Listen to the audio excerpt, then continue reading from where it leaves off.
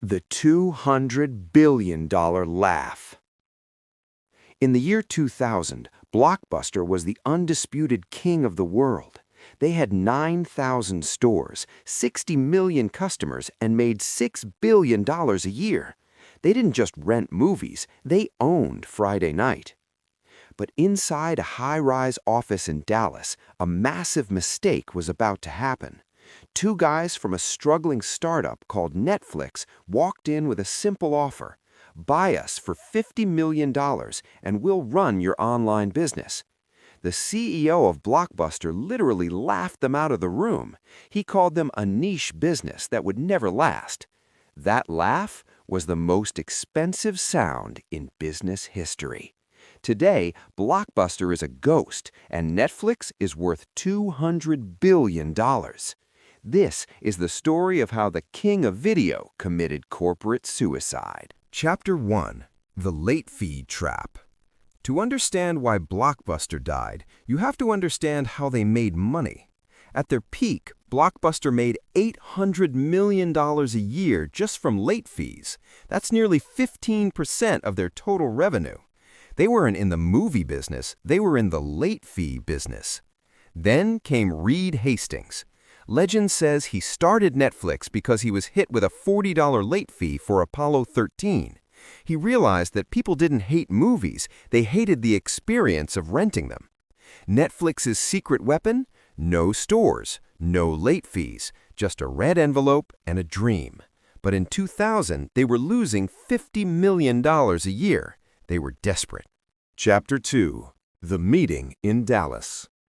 The Netflix founders flew to Dallas. They were exhausted and broke. They sat down with Blockbuster CEO John Antioco. At the time, the dot-com bubble was bursting. Antioco thought the internet was a fad. When Netflix suggested the $50 million buyout, he thought it was a joke. Why would he spend $50 million on a company with no stores when he owned the street corner of every major city in America? He let them walk away.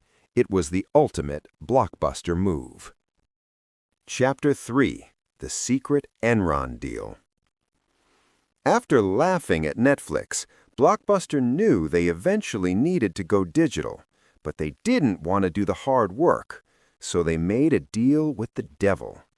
In the year 2000, Blockbuster signed a 20-year deal with a high-flying energy company called Enron. Yes, that Enron. The plan was revolutionary.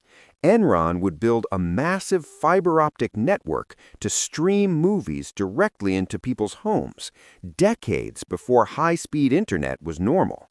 It was called video on demand. But there was a problem. Blockbuster was so obsessed with protecting its 9,000 stores that they wouldn't give Enron the rights to their best movies. They were sabotaging their own future because they were afraid of cannibalizing their retail sales. Within a year, the deal collapsed.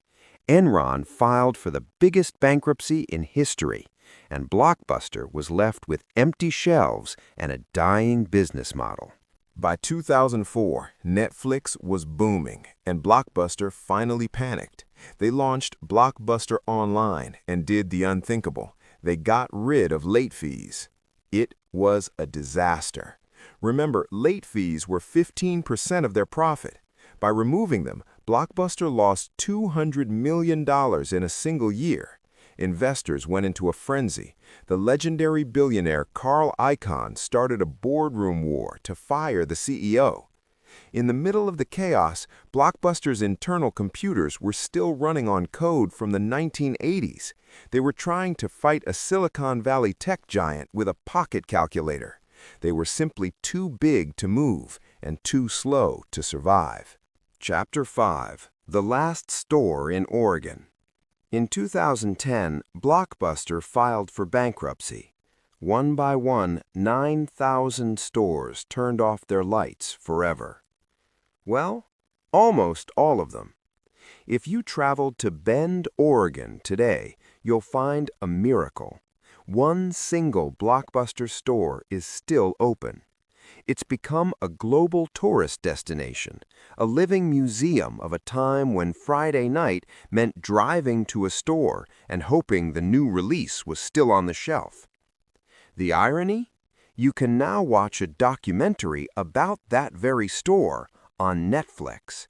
The company they laughed at now owns the history of the company that laughed. The fall of Blockbuster wasn't just about technology. It was about ego. They were so busy protecting what they had that they forgot to build what the world wanted. Success is a trap if you aren't willing to change, because if you don't disrupt yourself, someone else will do it for you. If you enjoyed this story of the $200 billion laugh, hit the subscribe button. We're on our way to 100 subscribers, and we'd love to have you for the next story. Thanks for watching.